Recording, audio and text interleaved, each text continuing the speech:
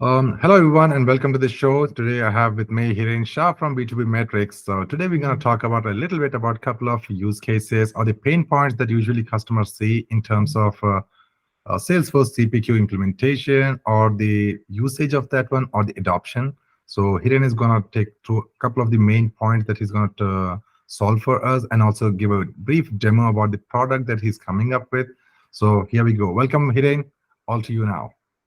Thank you very much, Shrikant. Thank you for inviting me to your podcast. I followed your podcast and I find it very entertaining and interesting and knowledgeable. So thank you for doing this for the community. My name is Hiren, as you mentioned, and we and our band of brothers or sisters, as we call them, we are a small consulting company, and we have been working in the code to cash space from even from SAP time. And then that's our lineage. And on the Salesforce platform, we started with Aptus CPQ and Model N CPQ, and then we now work on Salesforce CPQ and Velocity or SF Industries. That's huge. Along the way, we have done probably upwards of 55, 60 implementations and have encountered several pain points. And then at some point in time, you kind of take a step back and you see the similar pattern. And then we always had a desire of building a solution or a product. So Salesforce makes it very easy for us to develop something on the App Exchange and bringing it to the broader community. And so we have gone out and documented those pain points, validated them, and then have built something that we are eager to show you. Great. Excited. So if it is okay, I can share my screen and run through. Go ahead, please. So what we have is we have documented the pain points that we are going to address, and I will be able to show you some of them. So first of all, are you able to see a screen that says yes, the web page? Yeah. So this is on our website as well, but this lists all of the pain points. And as it says, we believe we have developed the first multi-user collaborative code line editor plus. So this is complementary to the CPQ code line editor. Yeah, and just 1 second, Hiren. Hey guys, I'm going to also provide the website address, contact information, and other details in the descriptions. So just stay glued to that one. Sorry about that. Go ahead, Hiren. No, sure, absolutely. What we have done is our approach has been 100% complementary to Salesforce CPQ. So we don't replace anything that it does very well, but we add to it. So it falls into 3 categories. One is numerous user interface related pain points. And then the ability to quickly upload a lot of lines into Excel or from Excel into the code. The out-of-the-box capability uses CSV, but a lot of people have Excels. And then these are very, very interesting scenarios where you have the ability to combine multiple codes into a single view and being able to overcome the code line limitation of CPQ, and then being able to you also use it as a service estimating tool and have multiple people collaborate on it. Yes. So what I can do is, since most of us may have some exposure to CPQ or some of these pain points, I can go directly into the system and start showing you some screens, and you can pause me at any time. Here I have a very simple org. I have 4 codes, and I have set up 1 code, and they have all custom different code types. And I've set up these 3 codes as what we call child codes. As you can see, they all have a lookup to this one single, what we call parent code. Yes. And I'll bring up this parent code, and instead of clicking on edit lines, I'm clicking on launch QLE plus. So that's the only difference that a user would need to remember in terms of using it. And as soon as you do that, first screen that you come up with is the normal screen, the code line editor, which we are all familiar with. So here in the QLE is the plugin that we need to install, right? That's your product. Yes, thank you for reminding me. So yes, this is an App Exchange package that you would install. And once you install that, you would automatically get that button, Launch QLE Plus. And if you want Okay. to click on that, then you would arrive at this screen. Yeah. And folks, this is a free plugin that you can install. And for any support, you can always reach out to Hiren. Yes, we have made it free because we want the community to use it. And yes, so yeah, it is absolutely free. Sure. Sorry, go ahead. And we also provide access to a test dog. So if you want to play with it, don't want to go through the trouble of installing it or going to the post installation, we have a test dog that we can I'll provide the details to. Oh, that's really lovely. And so this is a screen that we arrive at, and then the numerous pain points, some of them are highlighted. As soon as you scroll up or you scroll to the right, now you lose some context of where you are, since you cannot freeze, you cannot change the columns around. There's no conditional formatting, etc. So one thing you'll notice right off the bat is there are all these additional tabs that you see on the top now that comes with this plugin. Okay. If I click on the first tab, which is QLE Plus, it essentially shows you the same information that was there on this, but now you have a lot more capabilities. Here I have a couple of bundles, and then I have a couple of all these line items, but you see numerous abilities now in terms of usability enabled. And what is this color coding, what we see there? Like, is it condition based, or what is it color coding? Yes, that's a good question.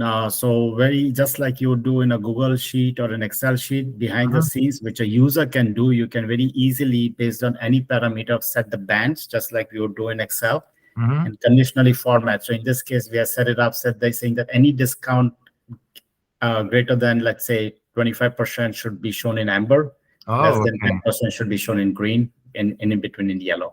Oh, that's cool. So that gives you a visual representation of what is happening. And here, there are some other parameters, for example. So you see some other colors. So there's no limit to what parameters or conditionality you put on any of the columns. All right. Yeah, so visually, I can just catch up onto the code and see that where my attention is required, right? So I can just ignore in general saying that, okay, everything is green and do not worry about it.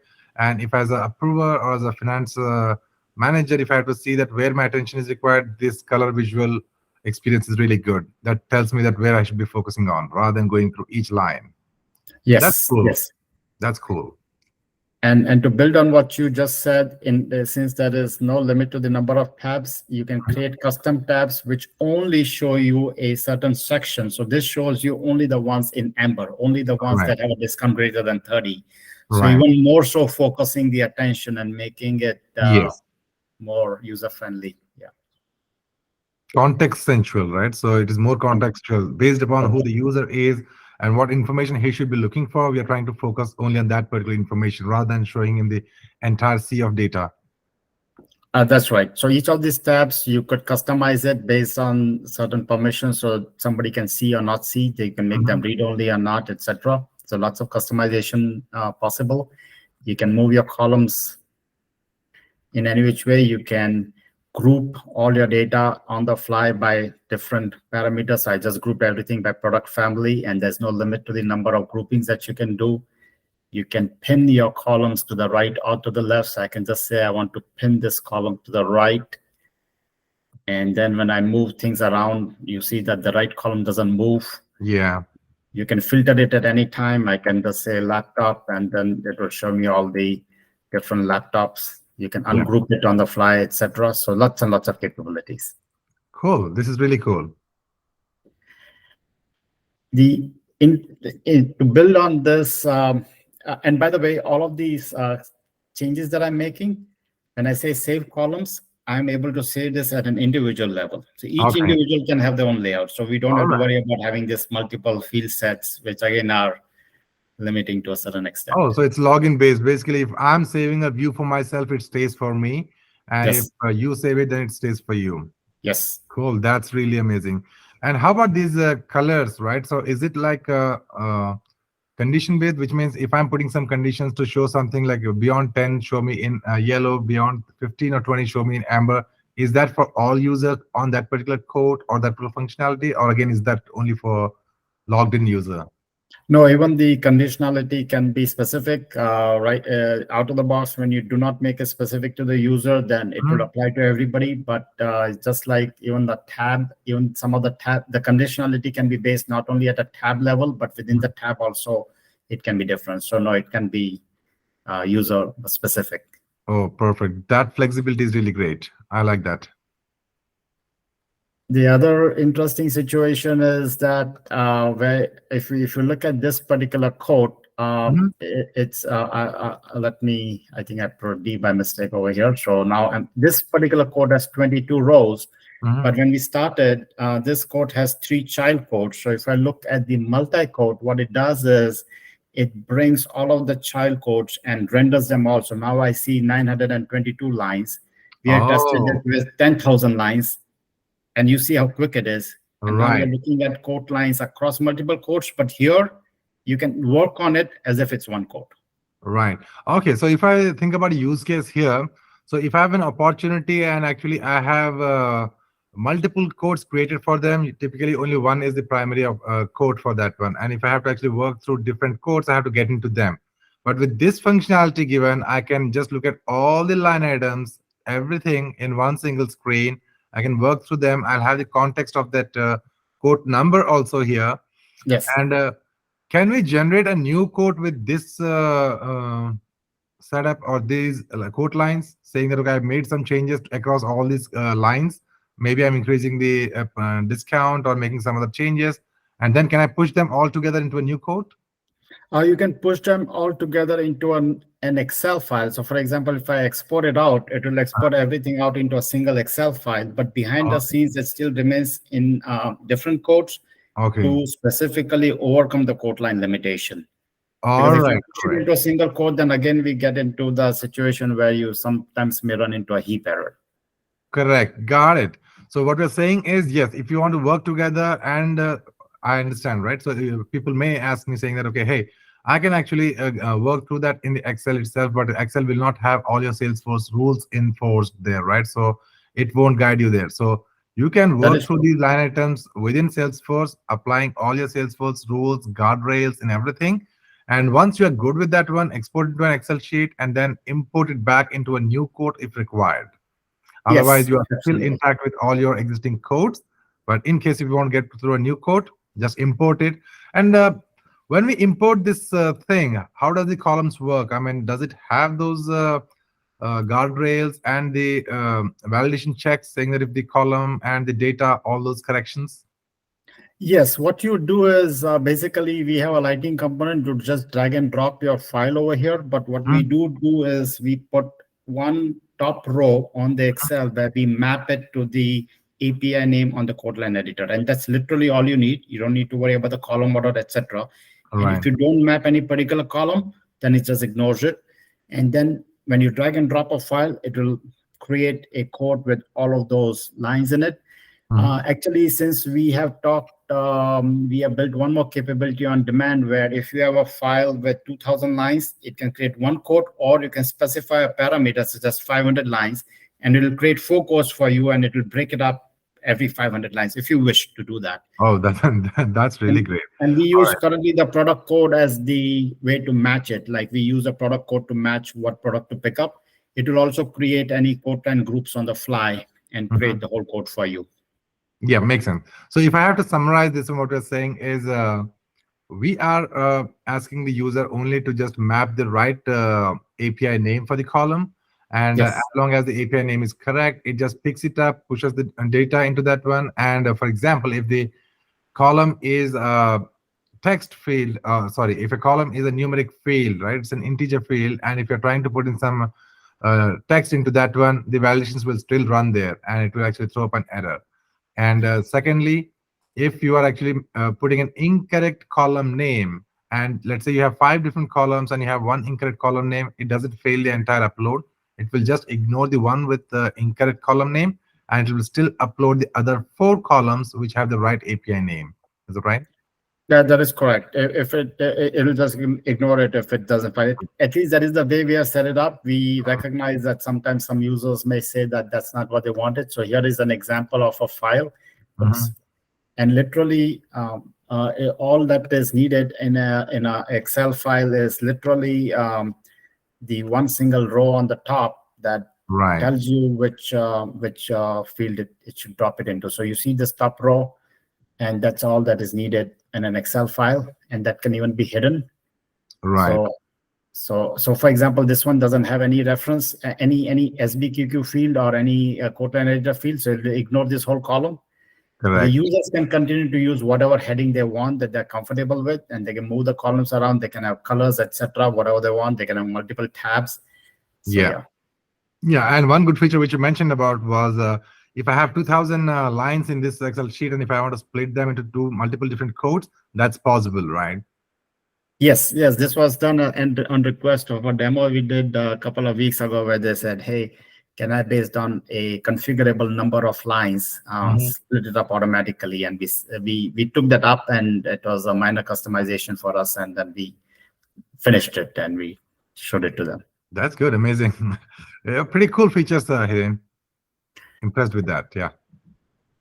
A couple more things I would point out is that every tab has its own life cycle and its own look and feel. So here is a tab which we are calling the service estimator, and it is showing you the filtered list of all your service items on your aggregated code. But you will see all the columns are quite different. So it shows you hours, complexity, adjusted hours, hourly rate, etc. So each tab can have completely different look and feel, so that a person who works on service areas can just come to this code and do that thing. And the person who works on costing can just work on the cost related products and do that thing. Whereas the multi-code shows you the whole complete view of everything aggregated, and all of these views access can be controlled. That's pretty cool. So what we're, if I have to summarize this, or if I have to rephrase that, and what we're saying is, in a typical code, right, I may have hundreds of different columns for my line items based upon different departments or different people involved on there. As you rightly said, there might be a costing department which is not worried about anything else except for the costing columns, right? And they might be sitting somewhere at the end of the table, right, of the line item grid. And there might be some other department who are looking at the main features or some other component description, etc. And they could be again sitting somewhere in the very beginning of their line item grid. And it becomes really difficult to scroll through and search through them. But making them a separate view for cost or for, let's say, floor manager, or let's say another manufacturing team, for each view or each department having a specific dedicated view for their contextual information is really something great. I think that's a very good idea that you have here. Right. Exactly. And they can make the changes, and then since it will automatically update the multi-code view as well as soon as they save it. Yeah. To build on the other word that you use, which I also agree, that information is there in Salesforce everywhere. It is not as much as we are trying to add new information. We are trying to make sure that the information is visible in the right context to the right person so that the efficiency is higher. So, for example, existing assets. This is showing you all the assets that this customer already owns. It's right here exposed within a tab. Yes. Or existing subscriptions. Let's say you're working on a code. It shows you, okay, here are all the subscriptions that the person already has. So you know what is coming up for renewals, etc. So when you're quoting either on the multi-quote or on the quote over here, wherever you're quoting or you're doing a services, you know exactly where you are. You're not going around switching through 5 different windows or running a report to find out. And these can be pre-filtered. So you, for example, you can look at all existing subscriptions that are expiring in the next 6 months, for example. Yeah. Cool. Got it. Okay. So one quick thing here, right? I think before people may get confused between a QLE tab here and the multi-code. QLA is the current code line item grid that you're looking at, which is current code. And multi-code is a combination of multiple codes of a parent code, or it could be the different codes within an opportunity, which all have the same, tied to the same opportunity, right? So it's contextual there. Yeah. And when you're talking about the and assets, those are the items which have been already converted into assets, which are getting revenue right now, and they're not yet getting quoted, right? These are existing assets or approved assets. That's right. Yeah, these are existing assets already on the account. And again, they can be pre-filtered if you would like to see only assets of a certain kind, and same thing with subscriptions if you'd like to only see subscriptions that are expiring the next 3 months, for example. Yeah. So there's really no limit to the number of tabs that you can put over here. Similarly, there's this tab called product information. It is showing you all of the product to data over here, because a lot of times we spend a lot of time twinning fields from the product to record onto the code line editor. If they're needed for price rules, product rules, sure, you need them. But if you needed them only for visibility, well, then you don't need it anymore, because you can just expose a product tab to fields over here, whatever is needed, and you don't need to overload your code line editor columns, which are, by the way, very easy to remove on the fly. You can just click, click, Yeah. click, and remove them. Yeah. So, yeah. And one more thing I would like to add here is I think this product is not actually introducing any new functionality as such from the core functionality or gathering more information. We are, or here the product is to make sure that whatever is available, making it more usable in terms of how well we can use it, how well we can view it, and how easier it is to manage the existing data, which could be spread across different codes, or it could be within a code with multiple different representation, like multiple different columns or multiple different rows. And some of those things which are really tedious, right? We might have seen in terms of an Excel itself, if you have to scroll through, if you have to freeze columns, etc. This makes it easier to manage and view your data more efficiently, and making more easier decisions if you have to deal with the data, where you can actually filter them or freeze the columns.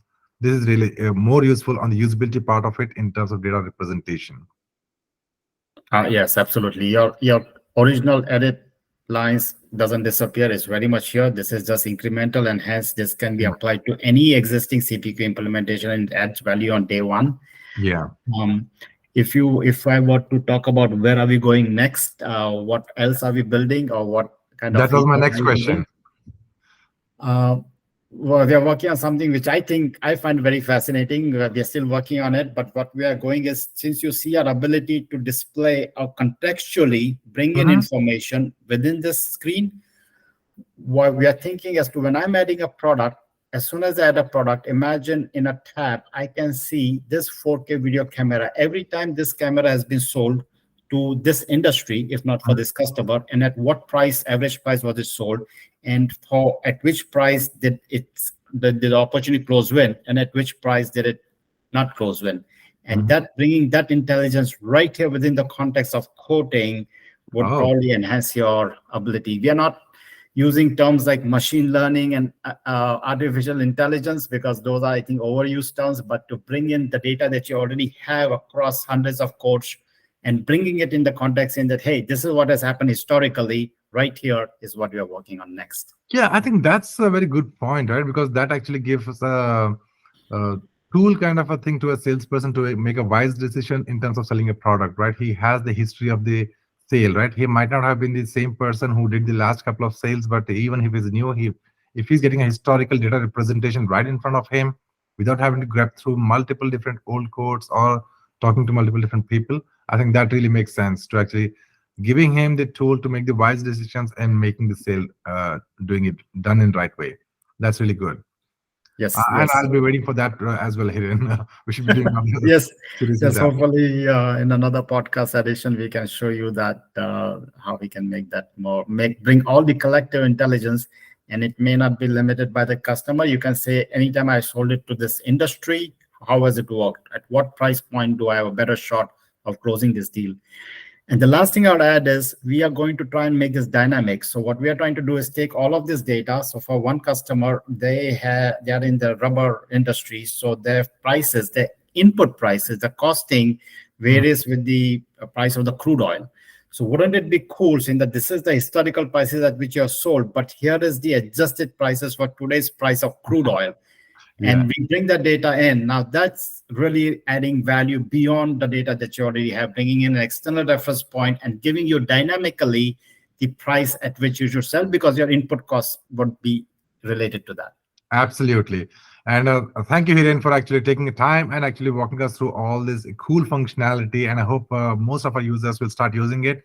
And as I said, it's free. So feel free to actually download it on your personal or as the Hiren said, they are providing a free test org where you can go and explore and actually learn about the product, that how it works, look at the capabilities, and certainly it can add more value to your current implementations when you're giving more usability to the users of your Salesforce implementation.